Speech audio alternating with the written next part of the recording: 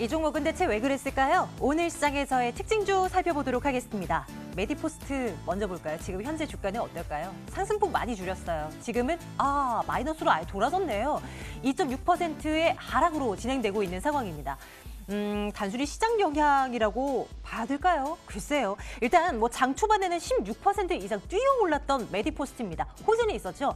카티스템, 퇴행성 관절염 치료제인 카티스템의 임상 3상이 승인됐다라는 소식에 일제히 강세를 보였었던 메디포스트인데 이내 상승폭을 다 반납하고야만 34,500원 현재가 확인하면서 넘어가도록 하겠습니다. 한화 에어로스페이스 볼게요. 상승폭을 줄인 건 이 종목도 마찬가지일걸요. 지금 이 종목 또한 하락으로 돌아선 모습인데요. 오늘 일단 상승으로 이끌 만한 이슈들이 있긴 했습니다. 방산주 전부 다 말이죠.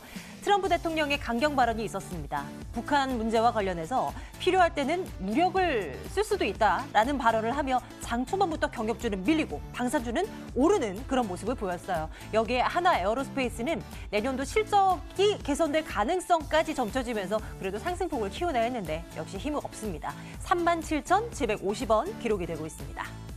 이번에는 카페24와 카카오를 나란히 한번 볼까요? 카페24는 상승세가 한 1.4% 정도로 잡히고 있고 카카오는 반대 방향을 나타내고 있죠. 두 기업이 손을 잡았다고 하죠. 전자상거래 마케팅 활성화를 위한 업무 협약을 체결했다라는 소식이었는데요. 이번 협약으로 카페24 솔루션에 카카오톡 간편 가입을 연동하게 되는 모양입니다. 카카오는 모르겠지만 카페24 입장에서는 단연 호재임은 분명해 보여요. 49,500원 기록이 되고 있는 모습 확인을 하고 가고요.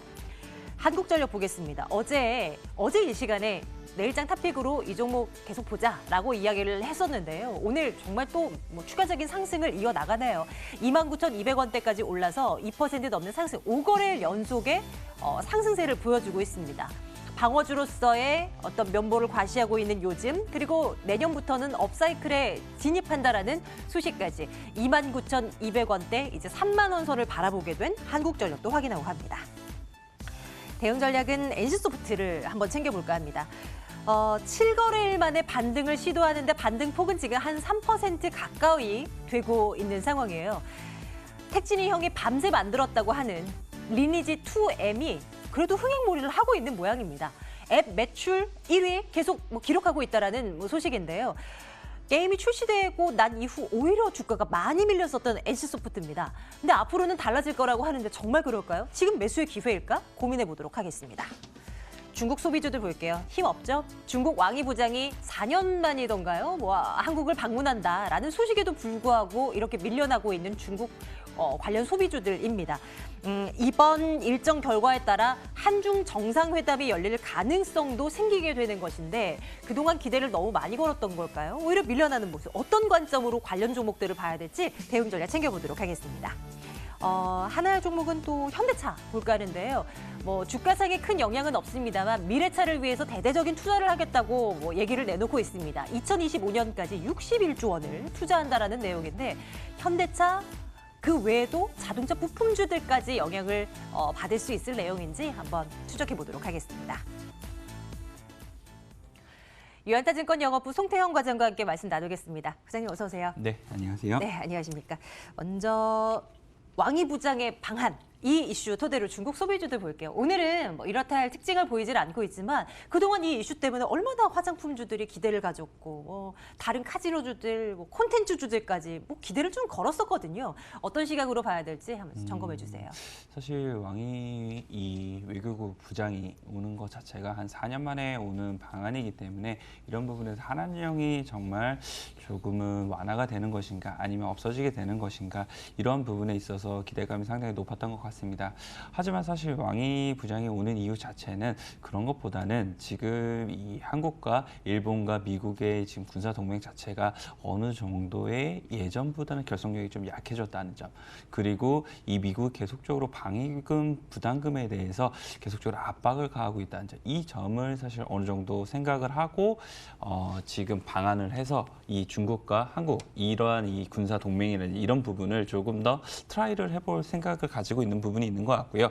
그리고 이 INF 관련돼서 중거리 핵 전략 관련된 부분에서 미국이 사실 탈퇴를 하게 되면서 이 INF 이 중거리 미사일 같은 경우 한국에 배치가 될 수도 있는 부분이 생겼거든요. 네. 그런 부분을 아무래도 왕이 부장 같은 경우에는 배치를 하면 안 된다는 이런 압박감을 넣기 위해서 올 가능성이 상당히 높다 이렇게 좀 보여지고 있습니다. 그렇게 된다면 이제 한한령 관련돼서는 사실 언급이 될 수도 있겠지만 안 될 가능성이 상당히 더 높지 않겠느냐 이러한 기대감보다는 이제 기대감이 빠지게 되면서 어느 정도 기대감으로서 끝났구나 이렇게 생각을 해볼 수가 좀 있는 것 같고요. 이 화장품주 그리고 뭐 게임, 음식료 모두 다 전방위적으로 중국 관련된 기대감이 있었던 종목들 같은 경우 모두 다 하락세로 좀 전환을 하지 않았나 이렇게는 좀 생각을 해볼 수가 있을 것 같습니다. 하지만 이제 이 업종마다 조금은 다른 이제 움직임을 보일 수 있을 것이다 이렇게 좀 생각이 되고는 있는데요. 면세 부분 같은 경우에는 정말 나중에 한한령이 해제가 되게 된다라면 그런 부분에 있어서 실적의 성장이라든지 이런 부분이 더 많이 이루어질 수 있는 부분이 생길 수 있다 이렇게 말씀을 좀 드리고 싶고요. 음식료 관련돼서도 한한이 해제가 되게 된다라면 당연히 이 중국에 진출한 기업들 같은 경우에 다시 한 번 더 이 판매량이라든지 이런 부분이 늘어나게 되면서 매출의 증대가 이루어질 수 있다 이렇게 말씀을 좀 드리고 싶습니다. 네. 하지만 반대적으로 생각을 해보게 된다라면은 이 화장품 업체들 같은 경우 예전에 고프리미엄을 받았었잖아요. 그런데 이 부분에 있어서는 한한령이 해제가 된다 하더라도 화장품이 예전만큼의 고프리미엄을 받을 수 있을 것인지 이 부분에 있어서는 좀 퀘스천 마크가 달린다 이렇게 그렇죠. 말씀을 드리도록 하겠습니다. 네, 단순히 이제 왕이 외교부장이 우리나라를 찾는다는 이 성사가 됐다라는 이것만으로 한양령 해제되나 봐라고 이제 생각을 하면서 관련주들도 관심을 가졌었는데요. 핵심은 이제 다른 데 있다라는 것을 간과해서는 안 될 것 같고 그러면서 그걸 반영하듯 오늘 관련주들은 좀 눌림이 나오고 있는데 역시나 큰 점수를 주지는 않으시네요. 투자 의견 어떻게 갈까요? 좋아요는 뺄까요? 글쎄요 정도? 예, 드리겠습니다. 중국 관련 소비주에 대한 시각은 이 정도로 가지고 가겠습니다. 현대차를 한번 볼까요? 오랜만에 자동차주 하나 꺼내어 봅니다. 미래차를 위해서, 미래차라고 하면 이제 정말 뭐 다양해진 것 같아요. 단순히 전기차에 그치는 것이 아니라 전기차, 수소차, 하늘을 나르는 자동차까지 모두 포함이 될 겁니다. 미래차를 위해서 대대적인 투자를 한다라고 이제 뭐 비전을 제시하고 있는데요. 주가 대응 전략은 어떻게 해보면 될까요? 최근 들어서 참 자동차주는 잘 안 봤었던 것 같아요. 네, 사실 자동차 주들 같은 경우에 지금 보시게 되시면은 이 영업이익과 그리고 주가의 상관계수가 한 0.9 정도로 매우 비슷하게 움직이는 모습을 좀 보이고 있어요. 네. 사실 3분기의 실적이 조금 안 좋게 나오게 되면서 지금 현대차의 주가 역시나 조정세로 진입을 하는 모습을 보였고요. 4분기에는 이런 부분이 사실 일시적 비용에 의해서 일어난 거기 때문에 4분기에 회복이 되게 된다라면 그래도 단기적인 부분에서 봤을 때 다시 한번 주가의 회복이라든지 이런 부분이 충분히 일어날 가능성이 상당히 높다. 이렇게 좀 판단을 해볼 수가 있는 것 같고요. 그렇게 된다면 20년에는 과연 어떤 실적을 보일 것인지 이 부분도 더욱더 중요해지게 될 텐데 20년도 같은 경우에는 사실 이번 연도에도 신차의 모멘텀이라든지 이런 부분이 상당히 좀 좋았던 부분이 있었어요. 네. SUV 관련돼서 팰리세이드라든지 이런 신차가 계속적으로 미국에서 잘 팔리게 되면서 이 현대차의 실적을 견인해 왔었는데 20년에도 이런 부분 계속적으로 이어질 가능성이 상당히 높다. 이렇게 보시면 될 것 같고요. 그리고 이 아무래도 프리미엄 브랜드인 제네시스에서 G80이라든지 아니면 GV80이 내년도에는 신차로서 나올 가능성이 높거든요. 그런 부분에 있어서도 ASP라든지 이런 부분이 충분히 올라갈 수가 있기 때문에 일단 20년도에도 실적은 상승될 가능성이 높고 실적이 상승이 되게 된다라면 주가의 상관계수가 높은 이 현대차 같은 경우에 이 주가 역시나 더욱더 상승할 여지가 높다. 이렇게 말씀을 좀 드리고 싶습니다. 일단 여기까지가 지금까지의 자동차 업계에서 계속적으로 봐왔던 부분이었었는데 네. 이 부분보다 이제는 결국은 여기에도 나와 있는 미래차 관련돼서 어떻게 진행이 될 것인가 이 부분이 내년도에는 더욱더 중요해지지 않을까 이렇게 생각을 해볼 수가 있는 것 같아요. 그래서 지금 가장 중요한 부분 물론 미래차 언젠가는 도달을 하겠지만 지금 자체의 당면한 과제 자체는 전기차를 과연 얼마나 잘 할 것인가 이 부분이에요. 이 전기차 관련돼서 사실 예전 같은 경우에 중국 시장이 워낙 컸었기 때문에 중국 시장을 바라봤던 부분이 상당히 많았었는데 지금은 중국 시장보다는 유럽 시장이 훨씬 더 중요해지고 있습니다. 그리고 유럽 시장에서 과연 얼마나 판매를 하게 되느냐 그리고 네. 이 판매량으로 인해서 유럽의 환경 규제, 이 분담금의 이슈에서 얼마나 벗어날 수 있느냐 이런 부분 자체가 글로벌 이 자금에 있어서 롱숏 관련돼서 롱으로 들어갈 수 있는지 숏으로 들어갈 수 있는지 이 부분에 이제 관련이 있어지게 된다 이렇게 말씀을 좀 드리고 싶고요. 만약 이 현대차 같은 경우 지금 유럽에서 상당 부분 전기차 관련돼서 이 MS라는 이런 부분을 상당히 잘하고 있는데 만약 내년도에도 이런 모습을 계속적으로 이어가게 된다라면 글로벌 자금에서 아무래도 매수 쪽으로 들어갈 수 있지 않을까 이렇게 기대를 해볼 수가 있는 것 같습니다. 만약 그렇게 되게 된다라면 지금 자동차 업계 자체는 계속적으로 이 성장 산업이 아닌 그냥 고정적인 산업이었었는데 다시 한 번 더 성장 산업으로서 변화가 되게 되면서 예전 차화정 시절처럼 다시 한 번 더 주가의 리레이팅이 일어날 가능성이 상당히 높다 이렇게 말씀을 드리고 싶고요. 만약 그렇게 되게 된다라면 예전 신고가가 사실 한 27만 원 정도 되게 될 텐데 그 건까지도 충분히 갈 수 있다 이렇게 말씀을 드리도록 하겠습니다. 차화정 시절 나름 또 주식 투자 재밌다 하는 얘기들이 그때는 좀 나왔었던 것 같은데 다시 빛을 발할 수 있을까요? 각 산업군들의 패러다임의 전환으로 말미암아 스마트폰도 그렇고 자동차 산업에도 뭔가 변화가 일고 있습니다. 현대차 좋은 얘기로 해주시는 거 보니 당연히 이거 지금 봐야 된다라는 시각이신 것 같고 투자 의견 좋아요로 갈까요? 네, 투자 의견 좋아요로 가고요. 여기서 조금만 더 첨언을 하게 된다라면 사실 네. 자동차 부품도 여기서 확대적으로 수혜를 볼 수 있지 않을까? 물론이죠. 이렇게 기대할 수 있잖아요. 네, 네. 하지만 자동차 부품 같은 경우는 매우 조심하셔야만 한다. 이렇게 말씀드리도록 그래요? 하겠습니다. 네. 왜냐하면 이 내연기관에서 전기차로 전환이 되게 되면서 자동차 부품 회사들이 할 수 있는 역할이 너무나 줄어들기 때문에 그런 부분에서 매출액이라는 실적 부분이 상당 부분 안 좋아질 가능성이 상당히 높고요. 지금 자동차 부품 회사들 부채 비율도 상당히 높기 때문에 그런 부분에서 회사의 존폐 여부도 한 번쯤은 생각을 하셔야 된다. 이렇게 좀 부정적으로 강하게 말씀드리도록 하겠습니다. 오히려 완성차 업체보다 부품주들의 이 상승세가 더 두드러질 거다라고 얘기를 하실 줄 알고요. 옆에서 그렇지라고 하고 있었는데 오히려 네네. 반대의 시각을 보여주셔서요. 이런 부분들은 좀 잘 체크를 해봐야 될 것 같습니다. 어떤 부품을 만드는 업체이냐에 따라서 또 달라질 것 같아요. 자, 다음은 게임주 하나 보겠습니다. NC소프트가 오랜만에 반등을 시도하고 있는데요. 어떻게 볼까요? 좀 간략하게 들어야 될 것 같아요. 과장님. 네, 재미난 기사가 나왔던 것 같아요. 김택진이 김택진을 이겼다라는 내용이 나오게 되면서 사실 리니지 M을, 리니지 M2가 사실 갱신을 하게 되면서 1위를 탄환을 하는 모습을 좀 보였었고요. 사실 첫날 같은 경우에 이 일 매출이 한 71억 정도가 나오게 되면서 70억 건 이상이 계속적으로 좋은 매출액을 기록할 것이다. 이런 부분을 일단 달성을 했던 부분이 있었습니다. 지금 시장에서 예상을 하는 거는 연간 매출로 봤을 때 일 매출 한 26억 정도 달성을 할 것이다. 일 매출이요? 네, 이 정도를 생각을 하고 있고요. 네. 이렇게 만약 달성을 하게 된다라면 영업이익 기준으로 봤을 때 이 전년도 대비했을 때 한 2배 정도 이상 증대가 되는 모습을 보일 수 있거든요. 네. 그런 부분에 일단은 지금 전망이 되고 있다는 점. 그리고 리니지 M하고 리니지 M2하고 사실 리니지 M2를 하게 되면서 리니지 M을 안 하게 되는 그런 가능성이 상당히 많았었는데 그런 부분이 생각보다 일어나지 않고 있다. 이런 부분을 감안하게 된다라면 사실 우려감은 이미 주가에 어느 정도 반영이 된 것 같고 이제는 다시 한 번 더 실적에 대한 기대감으로써 주가는 회복세로 전환이 되지 않을까 이렇게 좀 생각이 되고 있습니다. 그럼 NC소프트 역시 투자 의견 좋아요 주시는 거긴 한데 하지만 현대차에 대한 시각을 보다 긍정적으로 말씀 주신 것 같아서요. 내일장 탑픽으로는 이 종목을 올려두도록 하겠습니다.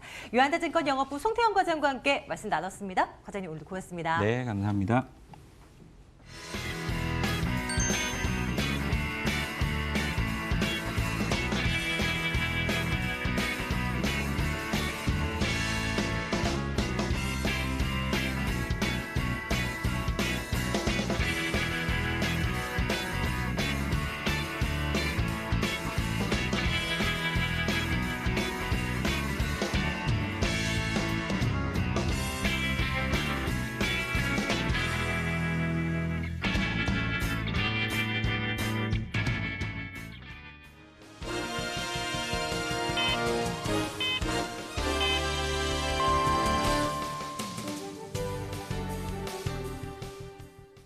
12월 4일 수요일 거래 마쳤습니다. 이번에는 홍콩 인권법에 이어서 위구르법이 미국 하원에 통과하면서 미중 무역 협상 더욱더 어려워지고 있습니다.